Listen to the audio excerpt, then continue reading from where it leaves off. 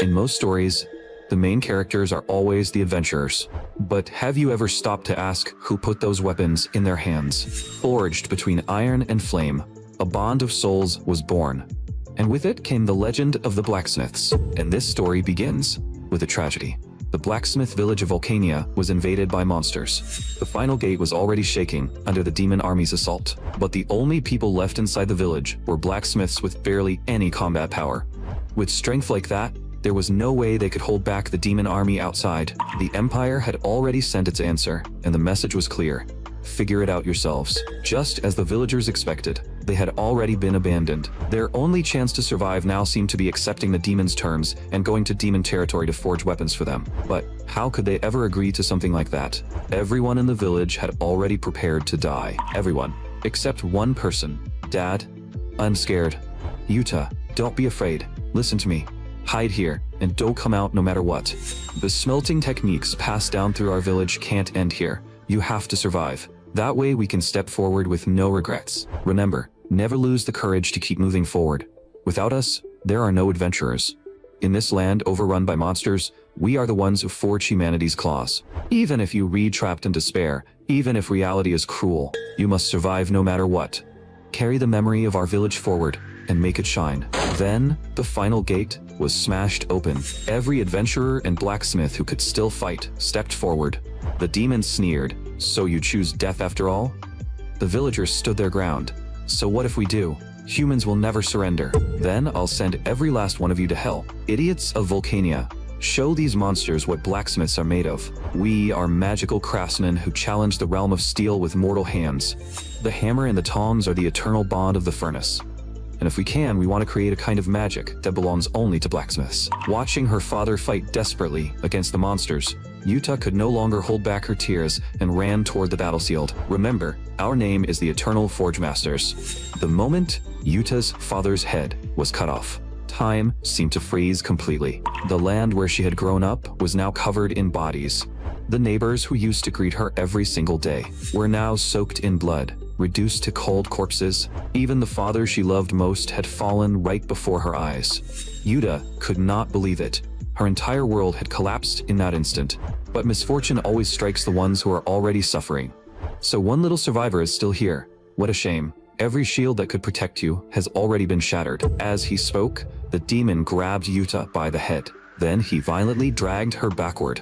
His sharp fingers carved a deep wound across Yuta's right eye. Congratulations, you survived the massacre. Even if you're only a child, you still carry Volcania's blood.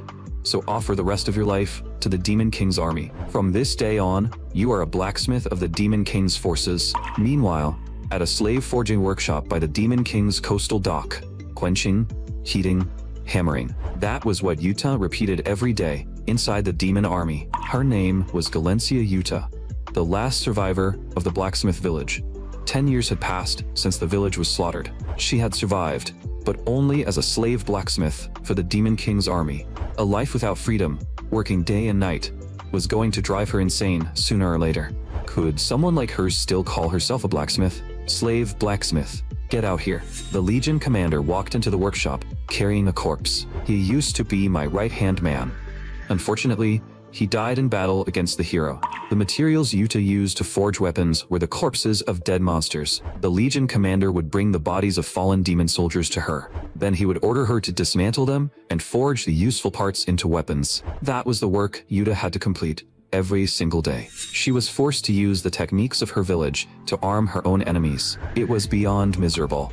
Even so, one thought haunted Yuta every day. What was the true blacksmith her father had spoken of?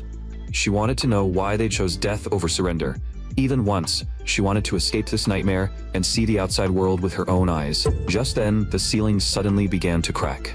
A massive figure crashed down from above and landed behind her. This place is way too big. I got lost in here. Huh? Why is there a human here?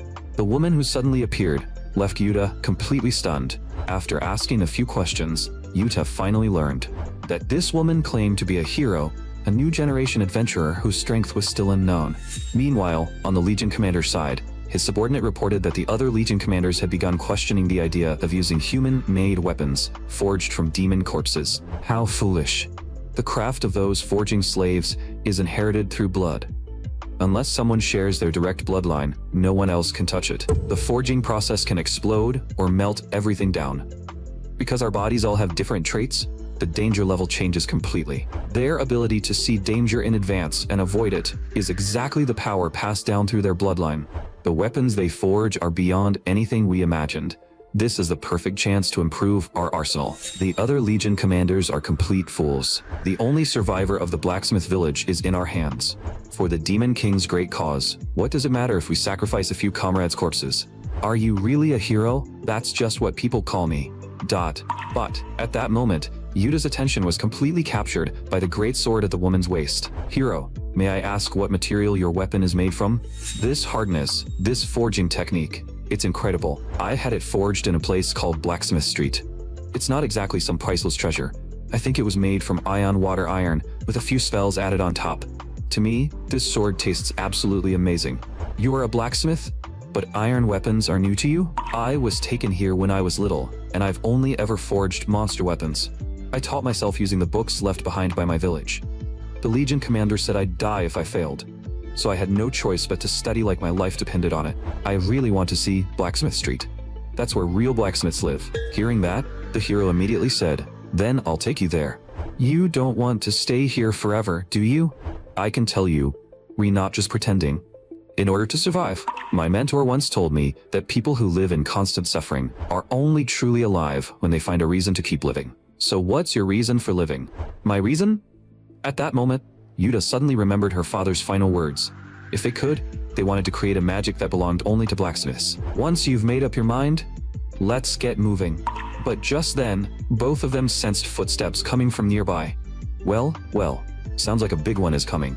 The Legion commander suddenly walked in. Slave blacksmith, I heard a lot of noise coming from here. What's going on? The moment he appeared, he immediately noticed the stranger in the room. Damn, hero. How did you get in here? Miss Blacksmith. Looks like I'll have to deal with this problem first. The hero drew both of her long swords. Let me take care of you first, then I'll bring her out of here. With that, she charged straight at the Legion commander, commander of the 8th Army. I haven't seen you in a long time.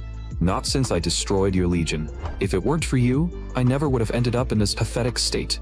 The moment the two of them created distance, the Legion commander swung his tail, lined with spinning saw teeth, straight at the hero. The hero was surprised, because in their previous battle, she had never seen him use that move.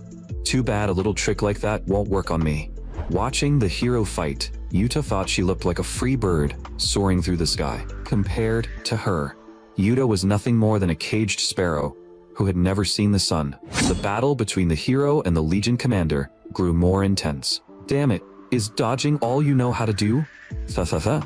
Then let me show you my real power. Martial art, Northern Land hunting style, Sunbreaker wind surge. Skill, Amaterasu, blazing horizon. In the next second, their skills slammed into each other. Sword, light, and flames exploded together, clashing and scattering again and again. Yuta could hardly believe it. The hero was slowly being pushed back. But at that moment, the hero suddenly said to her, "If you just stand there and do nothing, your future will never change. Move. Break this rotten world apart. Let's write our own legend with our own hands." The hero flung 3 throwing knives at the Legion commander. Each blade was wrapped in immense magical power. Then all 3 struck the Legion commander's body directly. Those are paralysis blades. The moment they hit, they release an electric current that can temporarily paralyze the target. Looks like you can't move now. A fool who only knows how to fight always leaves an opening. But the Legion commander suddenly smiled. You seem to have forgotten where you are. My men are already here. And why should that worry me? Did you really think I was stupid enough to break in here alone? Someone else will take care of the trouble outside. Isn't that right, my dear apprentice? The hero's apprentice walked in, covered in blood. What a pain. Master always dumps the heavy chores on me. At that moment, the Legion commander put his final hope on Yuta. Slave blacksmith, what are you standing there for? Get over here and melt this thing down. Hearing his order, Yuta moved on instinct. Hey, little blacksmith. If you don't change now, you'll be stuck here forever. Are you really okay with that? Hearing those words, Yuta immediately stopped. Her father had told her to inherit the will of the blacksmith village. But what did that actually mean? She wanted to leave and find the answer. If she kept giving in to fear, she would never know the truth for the rest of her life. Today, she would take her first step toward finding it. Seeing Yuta's expression, the Legion commander panicked. "Slave Blacksmith, what do you think you're doing? Stop calling me that. Remember my name. I am Galencia Yuta, and I am a human blacksmith. Hero, can I really live again as a human blacksmith? I didn't expect you to be this strong. Don't doubt your own power. When you meet people who can fight beside you, use everything you have. One day, you'll get what you truly want." My mentor had a motto: no one is stronger than someone who truly enjoys their own power. So, are you ready to go to Blacksmith Street? At that moment, Yuta suddenly remembered what her father once told her. "Yuta, one day, I'll take you to the sacred place where every great craftsman gathers, the legendary Blacksmith Street." Hot tears slid down her cheeks, and Yuta knew she had finally been set free. "Shiro, please take me to Blacksmith Street." 1 year passed in the blink of an eye. Yuta was no longer the helpless blacksmith anyone could push around. To search for forging materials, she often went out hunting herself. "There are so many targets today, I can barely wait. Let's go all out and wipe out every last one of these disgusting bugs. The maker of monster weapons is waiting right here. Adventurers are welcome. I'll forge the most beautiful weapons for you." Beside her, Ash simply raised a demonic sword. The moment the blade stabbed into the ground, a demon as massive as a mountain took shape. Working together with Yuta's water-type skill, it threw a punch straight into the swarm of monsters. The terrifying impact shattered the mountain in front of them. These monsters really are weak. It's not just the monsters. The weapons you forge are weak too. That one broke after a single move. Weak? You got a problem with that? As long as I can get the materials I need, I can make any kind of weapon you want. Don't forget, I'm a monster weapon blacksmith. Meanwhile, back at Yuta's forge, with the new materials in hand, she began today's work. Ash, you felt it too, didn't you? So annoying. I really don't want to see it. Based on Yuta's senses, that thing seemed to have returned. At that moment, a man appeared on the street. "Hero, this is Blacksmith Street, where the continent's top craftsmen gather. High-quality weapons were displayed everywhere along the street. This was the sacred place every adventurer dreamed of visiting. The weapons are definitely good, but this place feels different from the rumors. Hero, the shop you're looking for is right here." In front of them stood a blacksmith shop called Half Love. But after they walked inside, they saw no one there. "The owner might be out. Let's wait here for a bit. I heard the craftsmen here were tough and rough around the edges, but after seeing the place today, it doesn't really feel that way. That's because every craftsman here is bound by the street's rules." Street rules? What happens if someone breaks them? They get banished from the city forever. I've heard some even lose an arm. Isn't that a little extreme? Just then, the shop owner walked out. It's not extreme at all. At the end of the day, craftsmen are basically a bunch of thugs. Without rules and taboos, there'd be no way to control these lawless maniacs. "So, brave adventurers, what kind of equipment are you looking to buy from my shop?" "We are looking for a weapon known as a monster weapon." "Hero? I don't know where you heard about that, but we don't carry strange things like that here. You should know that making and selling monster weapons is one of this street's taboos. So I'm sorry, but please leave my shop. But I know about a giant weapon engraved with a horn and warhammer mark."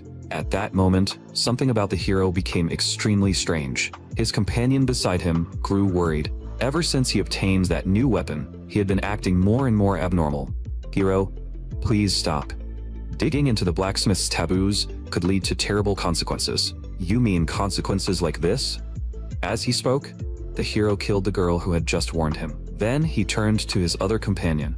2 sacrifices should be enough, right? Even though the man kept begging for mercy and desperately asking why, the hero showed no mercy and offered him to the demonic sword as well. "Until the one who brought monster weapons back here shows up, I'll kill everyone in this place. Spit them out, Erisichthon." In the next second, the demonic sword in the hero's hand opened its massive fangs and began vomiting out disgusting monsters. The once peaceful Blacksmith Street suddenly erupted with golden light, followed by a violent explosion that shook the entire street. When the smoke cleared, the owner of Half Love Blacksmith Shop had somehow survived.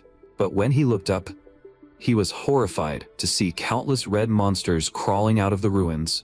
They lunged wildly at the people on the street. "How boring. I've gone this far, and still no one is coming to stop me." The blacksmith owner roared through gritted teeth. "You fallen monster. We blacksmiths will never submit. The weapon in your hand is not something humans can control. Can't you feel it? Every time you use it, your mind gets corrupted. I don't care about something that small. When I found this sword, a voice kept tempting me. Take me, and use me to achieve everything you want. From that moment on, I became addicted to this power.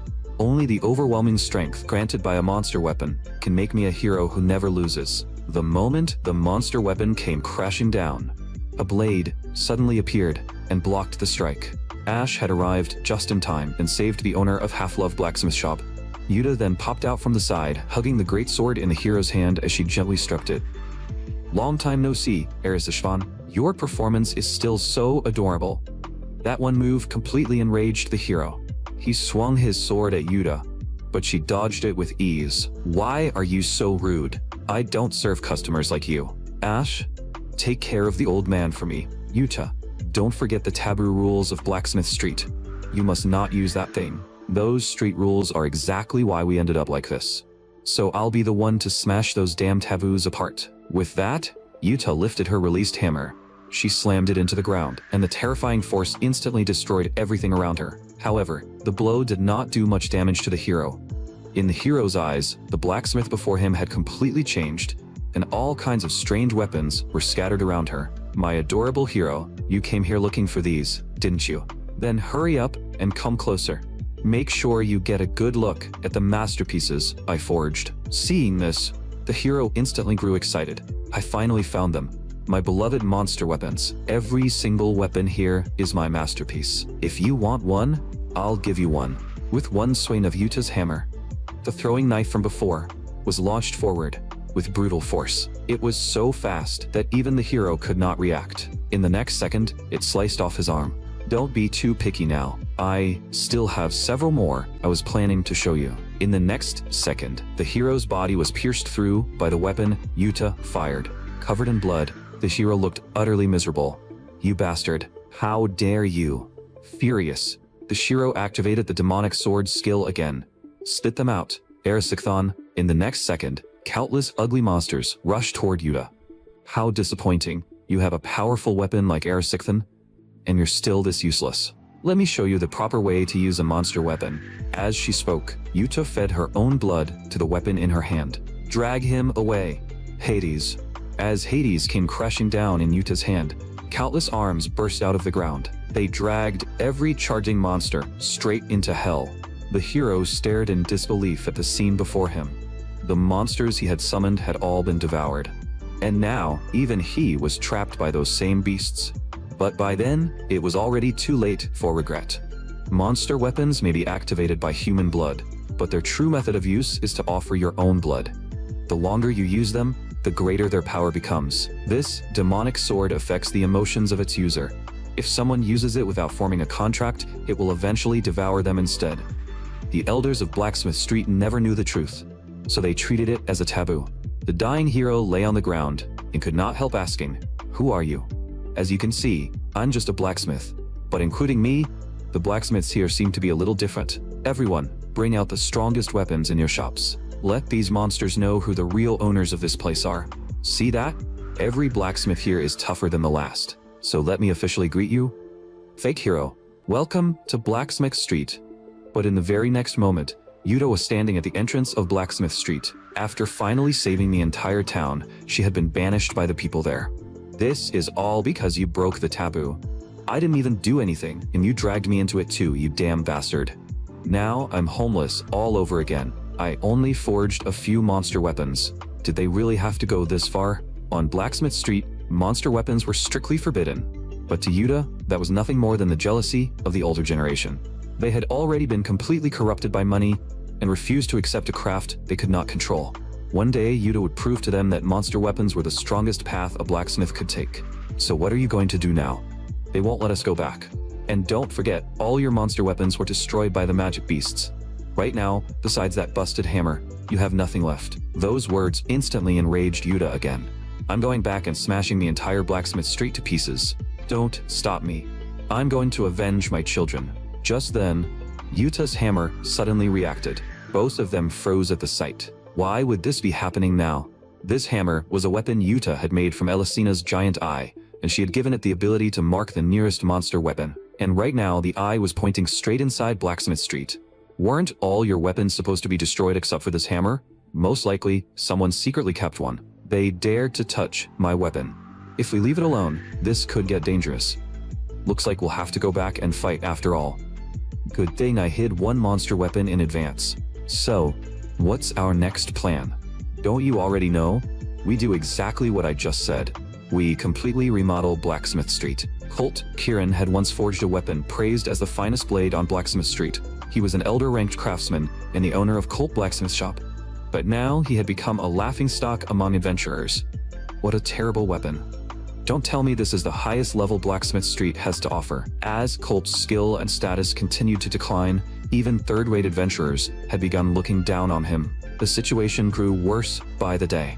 Then yesterday's riot happened. All it took was one weapon for a person to become overwhelmingly powerful. Colt had witnessed the entire thing from the side. That was exactly the kind of powerful weapon he had always been chasing. A single weapon had nearly destroyed the entire city. So, during Yuta's trial on Blacksmith Street, the leading representative declared, "We have decided to destroy every monster weapon you created. And because you violated the industry taboo followed by all craftsmen, we hereby sentence you to permanent banishment." Sitting in the audience, Colt knew his chance to rise again had finally arrived.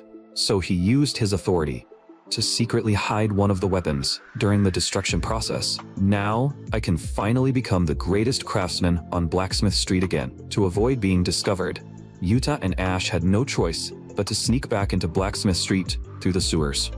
This was originally a tunnel Yuta had dug for weapon experiments, but she never expected it to come in handy today. Alright, tell me, what do you see? Their operation seems even bigger than we imagined, and it looks like it's an old acquaintance of yours. Want to see for yourself? So it really is Colt Kieran. Don't tell me he's trying to reverse engineer my monster weapons. That explains everything. This is the final struggle of the declining Colt Blacksmith Shop. Then what are you going to do? Report him to the authorities? Why bother?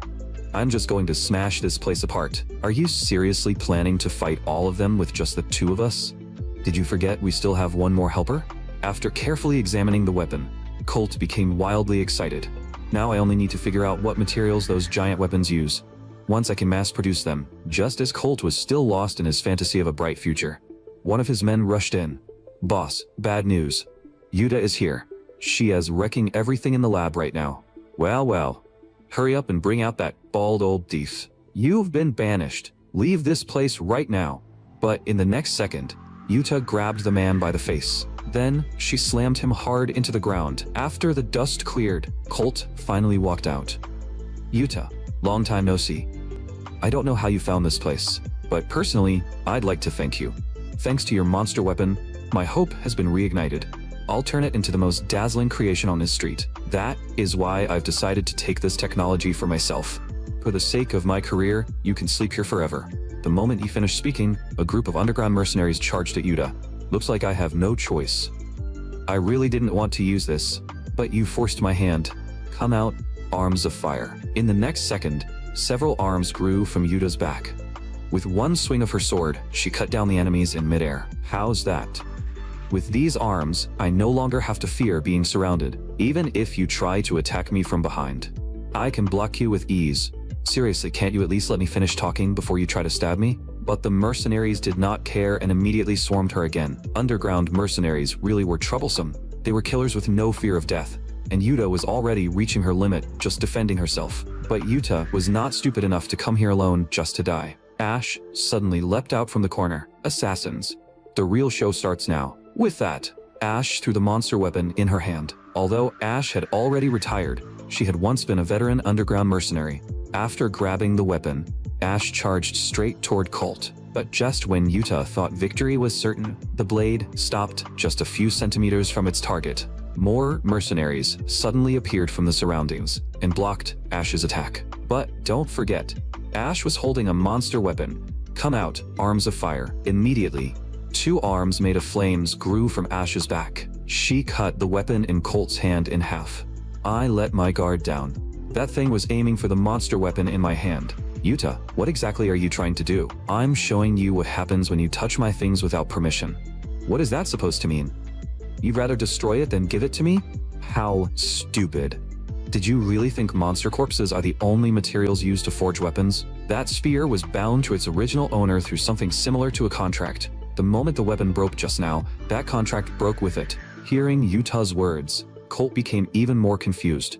So what exactly are you trying to say? With that brain of yours, did you really think you could make monster weapons? Using powers that exist beyond the human realm and forming bonds with those beings is part of the monster weapon field itself. So let me show you its true form.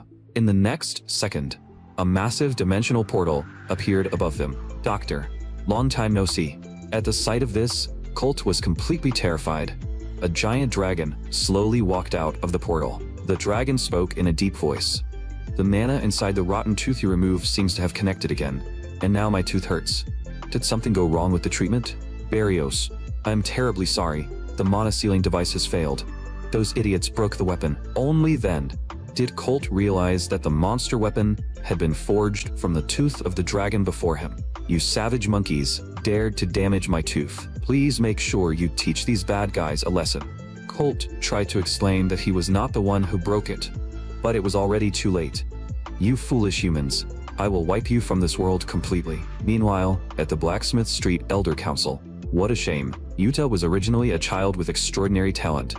If she had not broken the street rules back then, her future would have been limitless. When I accepted Yuta into the street, it was because I wanted to keep her technology firmly in my hands. That's why I planted Brooke as her watcher, yet you ended up protecting her instead. If you were not a member of the Elder Council, you would have been banished with her long ago. I deeply apologize. However, if you continue ruling this place by yourself, something will go wrong sooner or later. What could possibly go wrong? Under my wise leadership, Blacksmith Street remains the safest place even today. But in the next second, a violent explosion rang out in the distance. Everyone, bad news. Yuta and Ash are back. Damn it.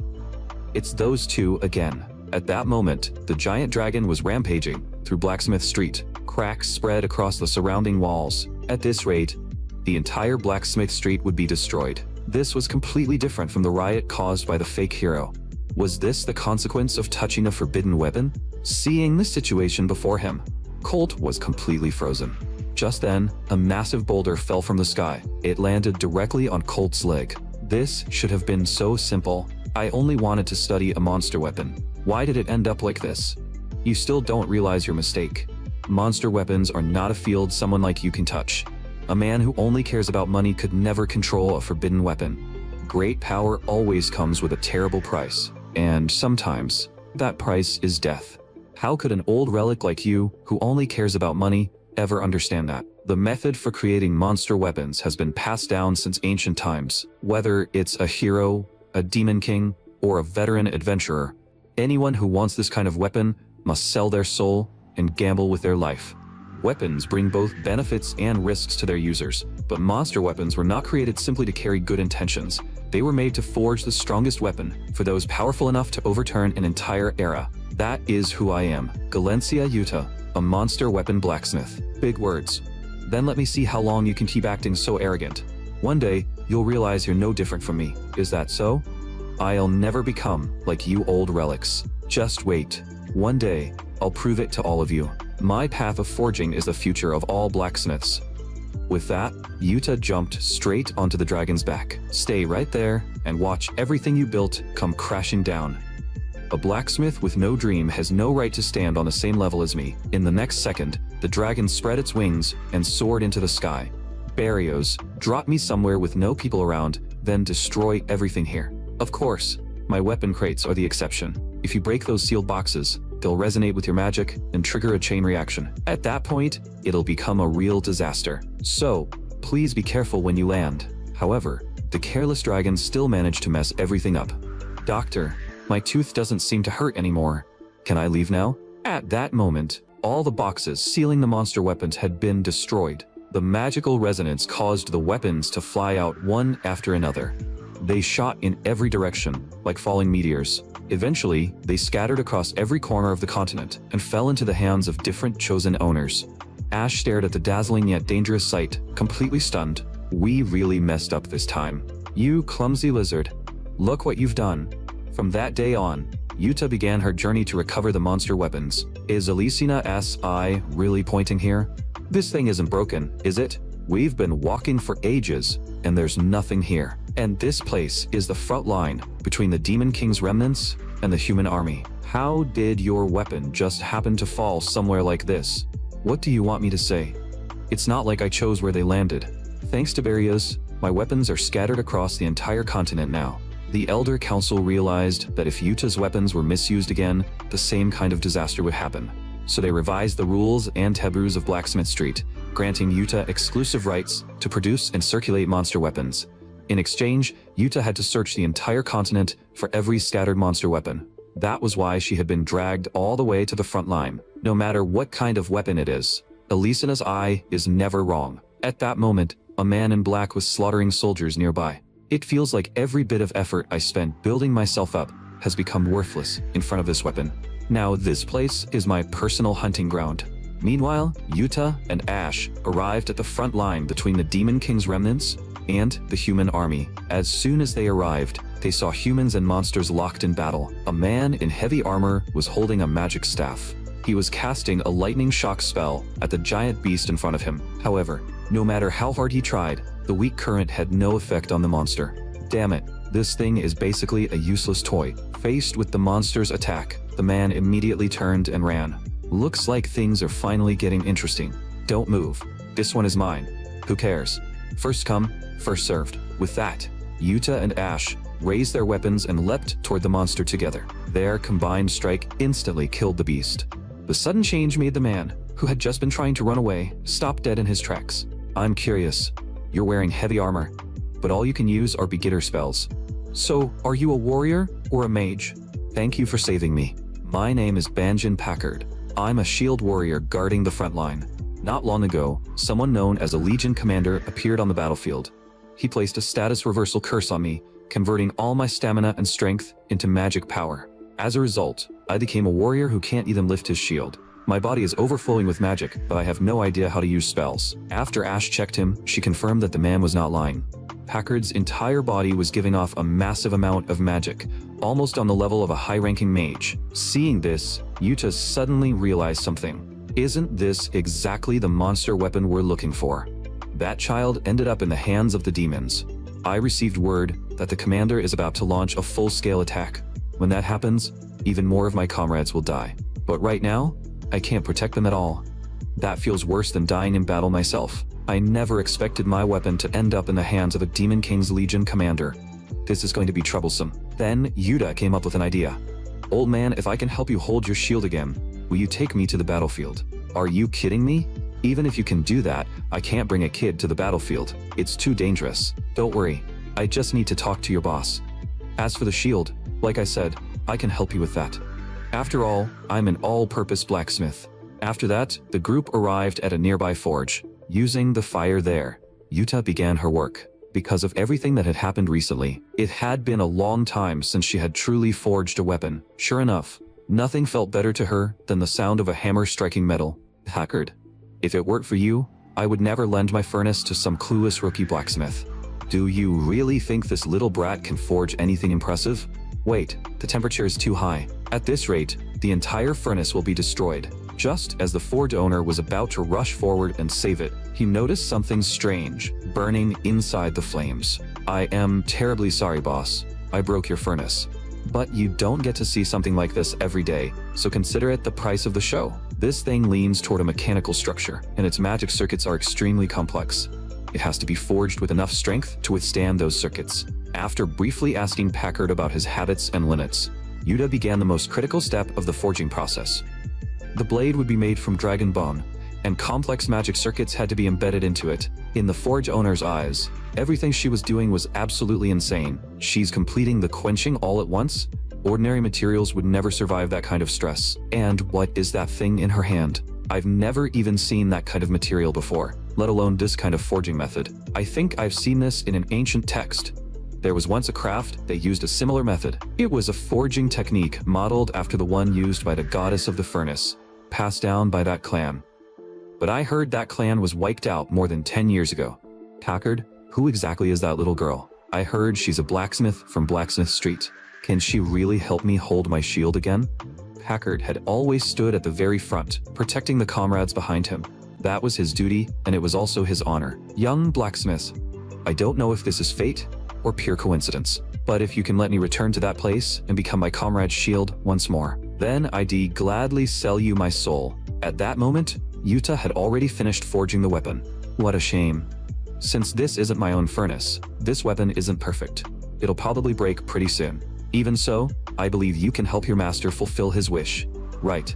Your name will be Conversion. Uncle Packard, I want to confirm one thing first, even if it's only temporary.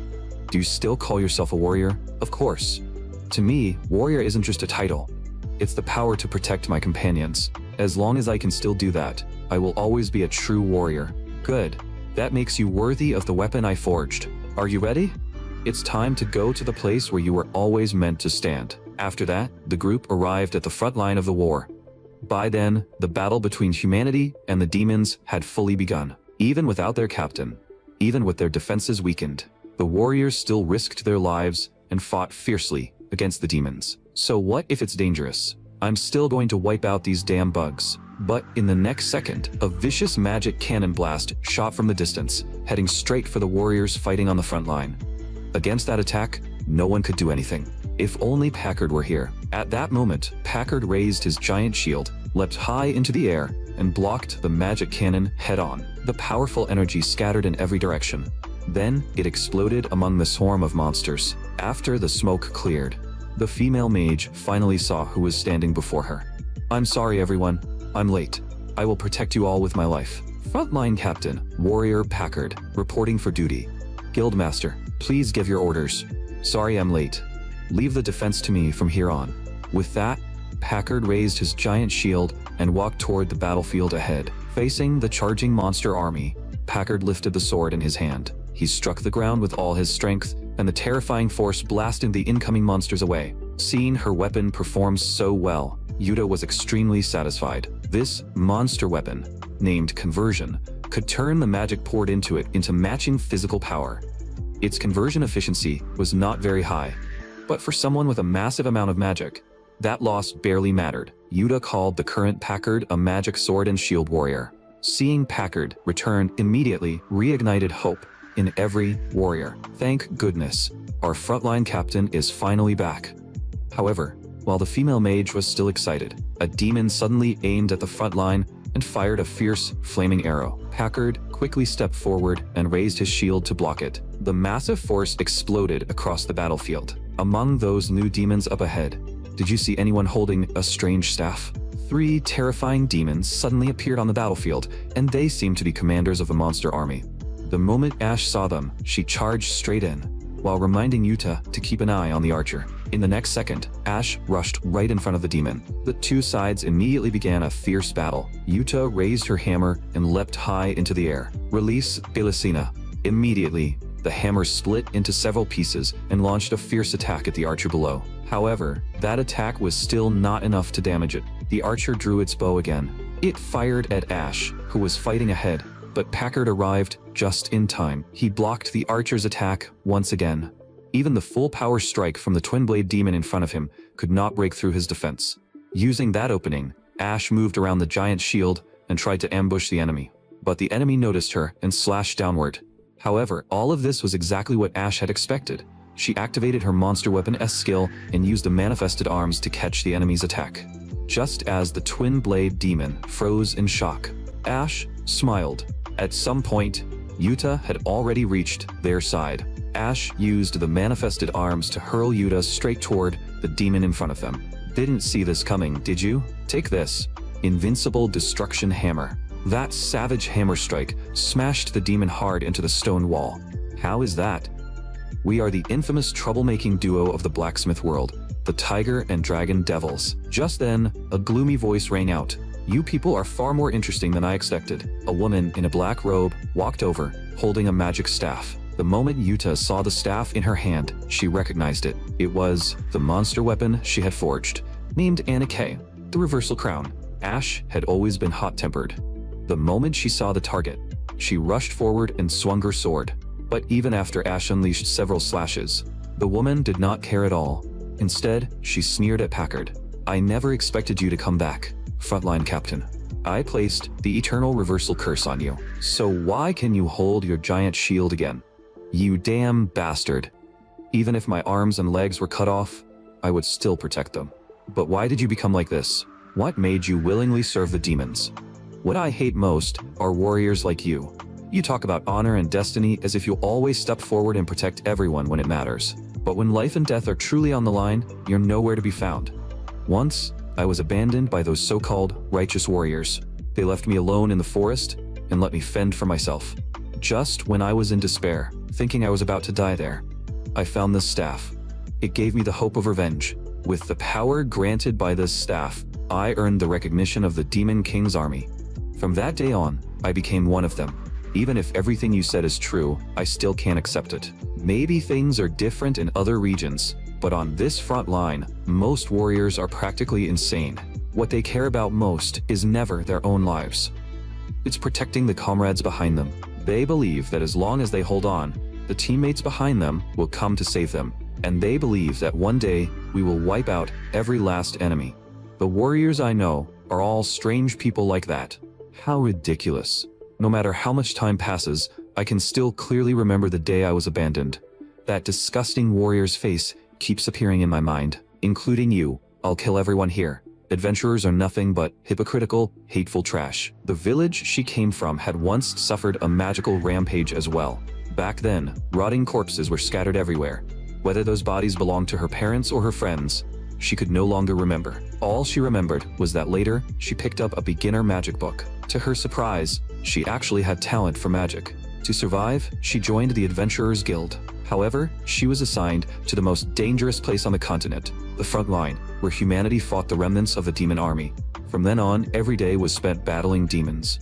Because of that, more and more names on the Adventurers Guild roster were crossed out. How ironic. To survive, she had come to the place closest to death.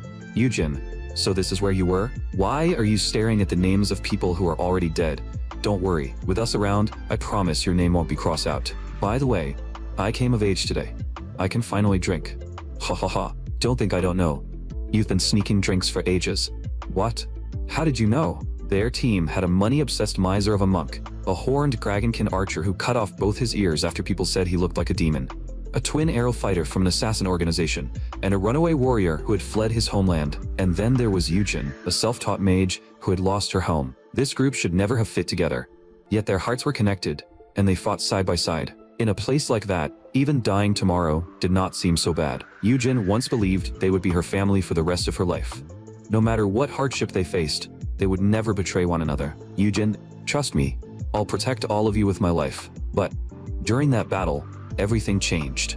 That brutal fight left Yujin badly wounded. Even her eardrums were damaged. She could no longer hear her teammates' voices at all. All she saw was that man's face suddenly darken. Then he abandoned her and turned to run. No matter how desperately Yujin shouted, there was no response. Every warm memory from the past turned into a scar carved deep into her bones. The crushing feeling of betrayal was finally swallowed by a hatred that froze her to the core. Now, the thing Yujin hated most was humanity. Do you really think those monsters are your companions? You know very well that you're nothing but a pawn. I don't care. At least they're better than people like you, who offer trust first, then betray it with your own hands. As long as I can bury every last one of you bastards, I don't care if I have to sell my soul to the Demon King. With that, Yujin unleashed her magic and fired it straight at Packard. Facing high-level magic, Packard could only defend. Packard remembered what Yuta had said. To truly activate a monster weapon, blood was required. But what Yujin was using now seemed to be the souls absorbed by the weapon.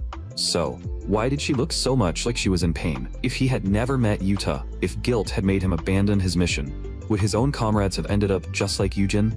You were once so similar to us. That's why I can't bring myself to hate you. You were betrayed by the teammates you trusted. So I want you to see this with your own eyes. As long as I stand on the front line, my team will never abandon me. They will fight by my side. That is the unbreakable bond we forged on the battlefield. The family you once treasured so deeply must have been the same. In the next second, Packard's teammates unleashed magic of every color behind him. Every attack slammed into Yujin's magic shield. You think that little bit of power can defeat me? At that moment, Yujin seemed to see the shadows of her old teammates among the crowd. You idiots. Even at the very end, you still make me so damn angry.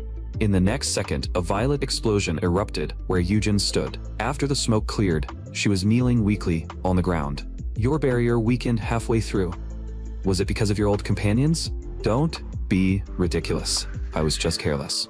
Enough. Stop this. It's not too late. Come back with me.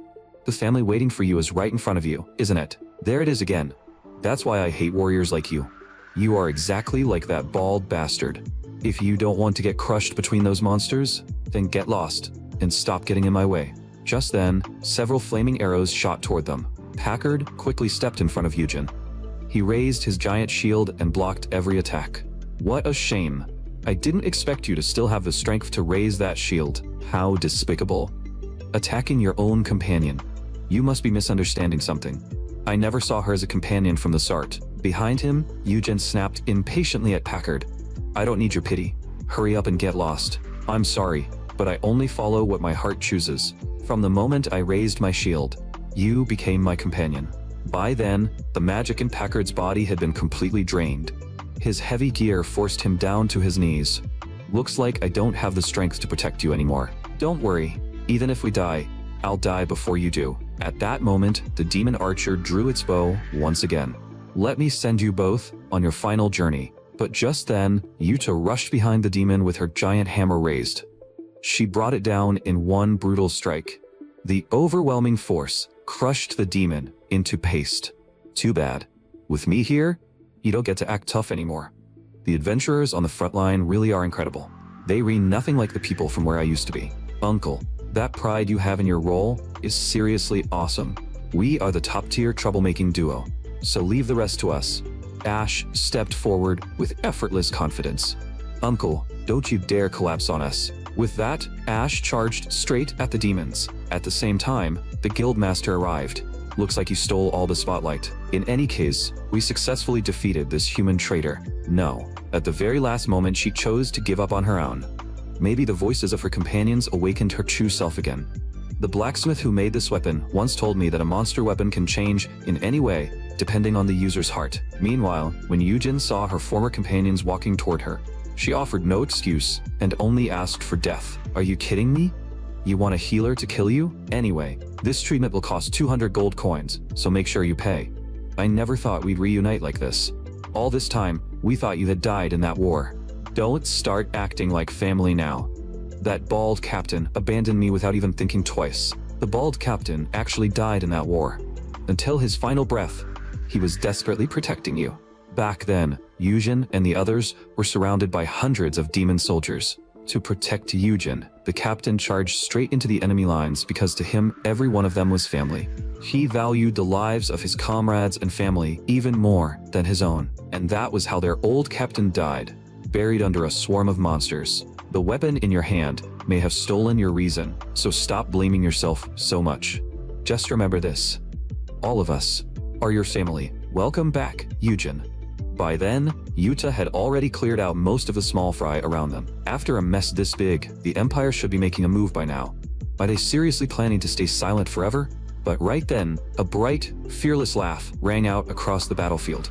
Well, would you look at that? I took one nap, and all my soldiers got wiped out. You're pretty strong, aren't you? As he spoke, he drew the long blade at his waist. I am Taz, Centurion of the Demon King's Third Army, the Thousand Soul Slayer. Aside from the Empire, someone finally managed to catch my interest. Everyone else, get lost. I'm challenging you to a fair and glorious duel. Come on, let's bet our lives and cross blades. Seeing that massive brute, Yuta's first instinct was to look for Ash's help.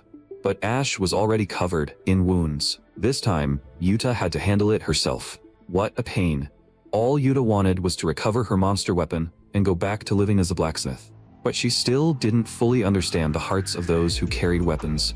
She didn't understand the feeling of being willing to die just to protect someone.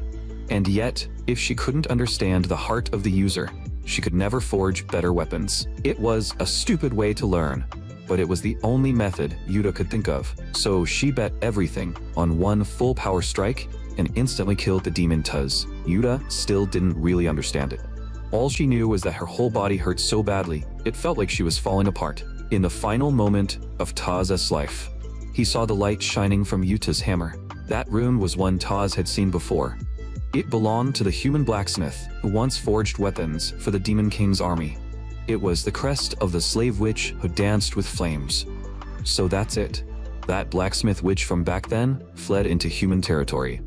But your escape ends here. You got careless. You let your guard down in front of a warrior. This will be the final swing of my life. Watch closely. Even if my head is gone, this body will keep fighting with the will that has cut down 1,000 souls. Yuta had truly reached her limit. Against Toza's final desperate strike, she had no way to dodge. But at that moment, Yujin picked up the staff once again. Teleportation magic activated. In the next second, she vanished from everyone's sight and appeared behind Yuta. Wake up. Draw my blood. Devour my soul. Take everything from me. If you're willing to answer me, if you're willing to accept this rage I have nowhere else to put, then come with me and witness my final atonement. Yuta could hardly believe what she was seeing. The reversal crown was overloading. Then, a blinding purple light erupted in front of everyone. When the smoke cleared, the only place left untouched was the spot where Yuta stood. Yujin didn't know if she could finally find peace. Even in the vital moment of her life, she was still alone. Maybe this was the punishment she deserved. Well, if it isn't the half-baked mage who loved stealing drinks. Aren't you here a little early? Captain, were you waiting for me? If the Demon King's army chases us all the way into the afterlife, who's going to protect someone as weak as you? Haha, fair point. Maybe I shouldn't have waited at all. I should have come here to join you long ago. Now that's something I don't like hearing. Captain, I'm sorry. After you left, I did a lot of terrible things. Knowing you were wrong is enough. I saved more people than you killed, so I'll help you atone for it. Don't disappear again. I actually missed you here, you half-baked mage. Come on, let's go get a drink. By the way, you're still terrible at drinking, right? No, I'm not. I can totally hold my liquor. Captain, thank you. I'm glad I got to know you. Yuta picked up the monster weapon on the ground, now broken from the overload. As the creator of monster weapons, she still couldn't understand why Yujin had chosen to sacrifice herself just to save her. Beside her, Packard looked at Yujin's lifeless body with a heavy heart. So this was your final choice. I hope you find your own happiness in heaven. Then Ash asked from the side. Can a broken monster weapon still be repaired? Of course it can. It'll just take some work. Ash, Yuta suddenly felt like the world was way too complicated. What exactly counts as justice? I don't know either. I've only been copying what my master did.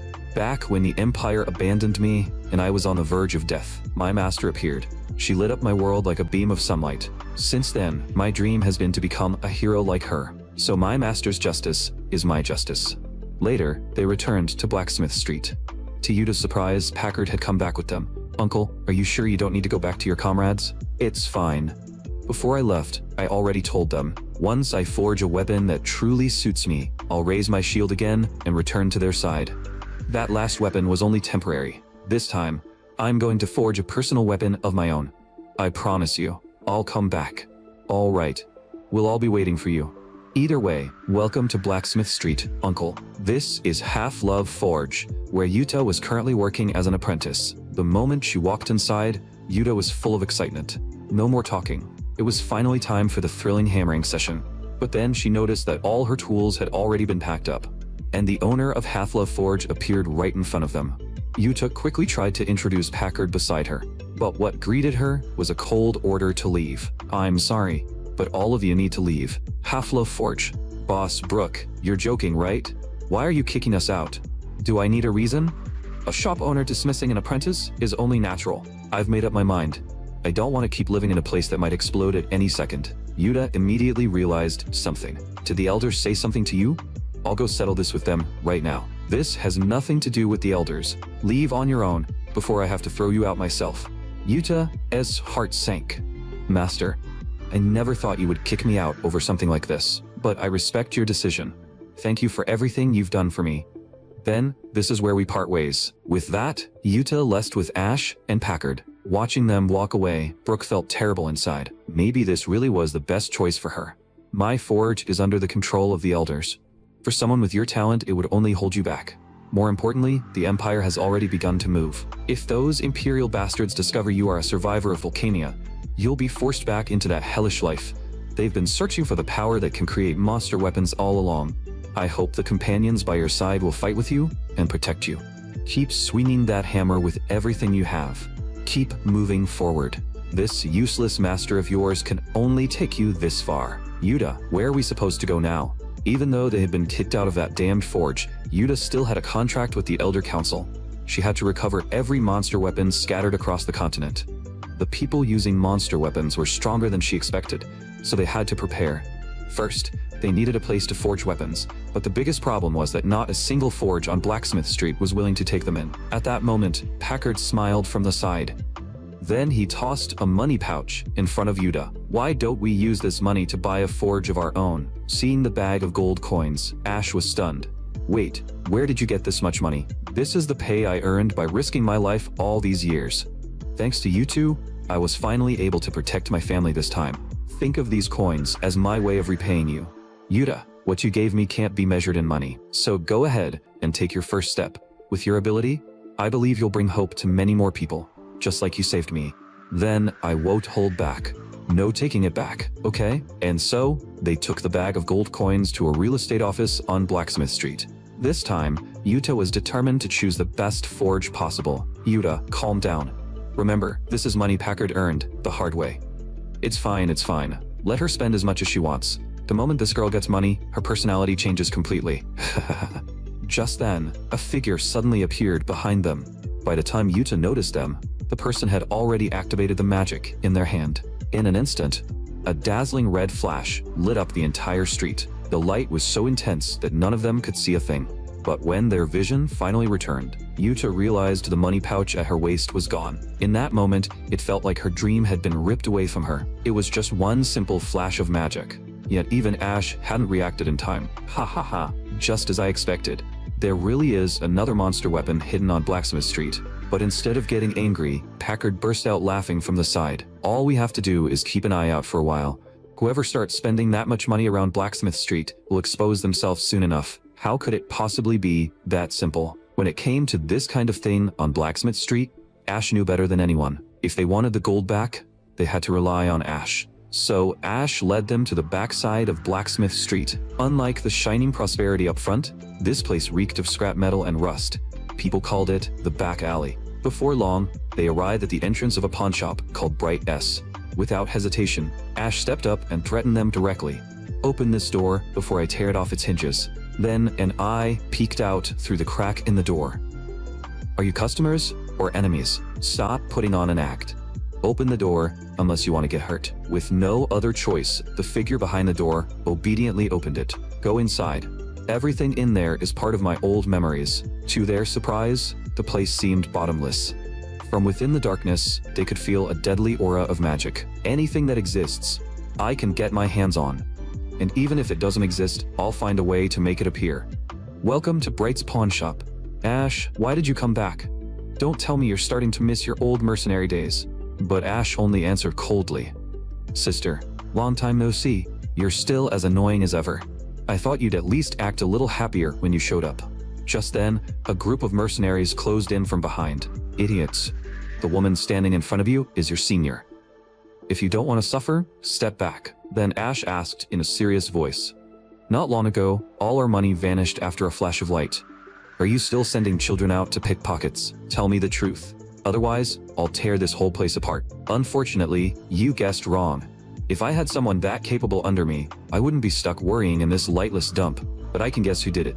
The weapon that guy has is far too insane. Even I wouldn't dare cross him carelessly. And all of this happened because some idiot scattered those weapons everywhere and made everything complicated. Just like that, Yuta and the others got a clue about the missing money pouch from the owner. Apparently, there was a small hideout outside the city, run by a bunch of reckless kids. The hideout was called Soar Ghost. Yuta marched straight in without hiding herself at all. Hey, you little trash who stole our weapon and our money. Hand them over, right now. If you give them back, you'll only get beaten up a little. Otherwise, I'll knock every tooth out of your mouth. No answer? Looks like you are really tired of living. I don't know how you found this place, but now that you know about it, we can't let you leave.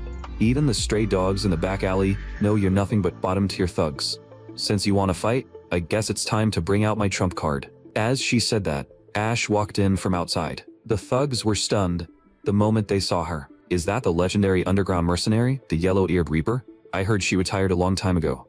Why is she here? I didn't realize our Ash was this famous. I told you already. I'm a pretty big name in the back alley.